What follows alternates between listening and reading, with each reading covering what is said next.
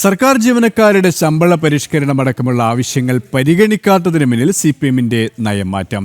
സർക്കാർ ജീവനക്കാർ പഴയതുപോലെ വോട്ട് ബാങ്ക് അല്ല എന്നും സമ്മർദ്ദശക്തി അല്ല എന്നും പാർട്ടിയുടെ വിലയിരുത്തൽ. തദ്ദേശ നിയമസഭാ തെരഞ്ഞെടുപ്പുകളിൽ നിർണായകമാകുക ക്ഷേമ പെൻഷൻ വാങ്ങുന്നവർ. ഭരണ തുടർച്ചയ്ക്ക് ജീവനക്കാരുടെ പിന്തുണ ആവശ്യമില്ലെന്നും CPM-ന്റെ കണക്കുകൂട്ടൽ.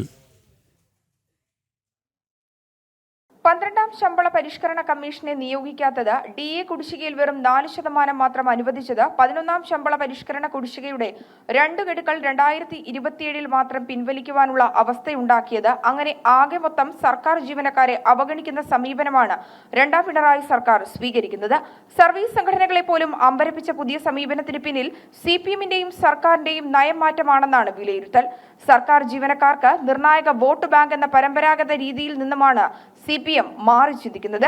ജീവനക്കാർക്കിടയിൽ CPM-നും പോഷക സംഘടനകൾക്കും ആവശ്യത്തിന് കേഡർ സംവിധാനം ഉള്ളതിനാൽ വോട്ട് നഷ്ടമുണ്ടാകാതെ നോക്കാൻ സാധിക്കുന്ന സാഹചര്യമായെന്നാണ് അനുമാനം. ഇതിനാൽ തന്നെ ഭരണ തുടർച്ചയ്ക്ക് ജീവനക്കാരെ പ്രീതിപ്പെടുത്തി പിന്തുണ ഉറപ്പാക്കേണ്ടതില്ലെന്നാണ് പാർട്ടി നിലപാട്.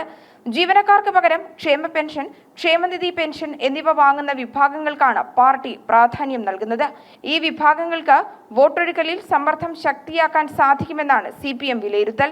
തദ്ദേശ നിയമസഭാ തിരഞ്ഞെടുപ്പുകളിൽ ഈ വിഭാഗങ്ങളുടെ പിന്തുണ നിർണായകമാകുമെന്നും പാർട്ടിയും മുന്നണിയും കണക്കുകൂട്ടുന്നു.